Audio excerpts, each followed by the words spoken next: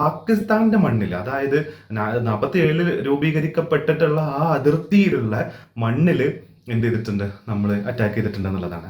അപ്പോൾ എത്ര പ്രിസൈസ് ആയിട്ടാണ്, എത്ര കാൽക്കുലേഷനോട് കൂടിയാണ് ഇന്ത്യൻ ആർമി അല്ലെങ്കിൽ ഇന്ത്യയുടെ തിരിച്ചടികൾ എന്നുള്ളത് നമ്മൾ നോക്കിയാൽ നമുക്ക് മനസ്സിലാവും എത്ര പ്രിസിഷൻ ആയിട്ടാണ് കാര്യങ്ങൾ ചെയ്യുന്നത് എന്നുള്ളത്.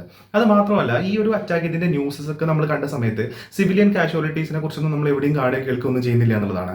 അപ്പോൾ നമ്മൾ റെസ്പോൺസിബിൾ ആണെന്നുള്ളതും കൂടെ അതിലൂടെ തെളിയിക്കുന്നു എന്നുള്ളതാണ്. അതായത് നമുക്ക് ഏറ്റിട്ടുള്ള ഒരു അടി, അല്ലെങ്കിൽ നമ്മളെ അകാരണമായിട്ട് നമ്മളെ ആക്രമിച്ച ഒരു സിസ്റ്റത്തിനോട് നമ്മൾ തിരിച്ചാക്രമിക്കുന്ന സമയത്ത് അവരെ തിരിച്ചാക്രമിക്കുക, അല്ലാതെ ആ നാട്ടിലുള്ള ഇന്നസെന്റ് ആയിട്ടുള്ള ആളുകളെ മൊത്തത്തിൽ കൊന്നെടുക്കുക. അപ്പോൾ ഇസ്രായേൽ ഗസയിലൊക്കെ ചെയ്യുന്ന പോലെയുള്ള പരിപാടികളൊന്നും ചെയ്യാണ്ട് റെസ്പോൺസിബിൾ ആവുക. ഒരു സിവിൽ ഗവൺമെന്റ് നിലനിൽക്കുന്ന ലോകത്തിനോട് റെസ്പോൺസിബിലിറ്റി ഉള്ള, അല്ലെങ്കിൽ ലോകത്തിനോട് മാതൃക കാണിച്ചു കൊടുക്കാൻ പറ്റുന്ന രാജ്യമായിട്ട് നമ്മൾ നിലനിൽക്കുന്ന സമയത്ത് എങ്ങനെ ആയിരിക്കണം ഇത്തരത്തിലുള്ള മിലിറ്ററി ഓപ്പറേഷൻസ് ഒക്കെ എന്നുള്ളതിന് ഒരു ഉദാഹരണം കൂടിയാണ് നമ്മുടെ ഇന്ന് രാവിലെ, അല്ലെങ്കിൽ ഇന്ന് രാവിലെ 12ക്ക് ശേഷം നടന്നിട്ടുള്ള ഈ ഒരു അറ്റാക്ക് എന്ന് വേണമെങ്കിൽ നമുക്ക് തീർച്ചയായിട്ടും പറയാൻ പറ്റും എന്നുള്ളതാണ്. അത് തന്നെ പാകിസ്ഥാന്റെ മണ്ണിൽ കയറിയിട്ടുള്ള ആക്രമണമാണ്. യഥാർത്ഥത്തിൽ ഇത്തരത്തിൽ ഈ ക്രോസ് ബോർഡർ ടെററിസം പ്രോത്സാഹിപ്പിക്കുന്ന ഇത്തരം യൂണിവേഴ്സിറ്റീസിനെയും അല്ലെങ്കിൽ അത്തരത്തിലുള്ള പ്ലേസസിനെ വൈപ്പ് ഔട്ട് ചെയ്യുക തന്നെ വേണം എന്നുള്ളതാണ്.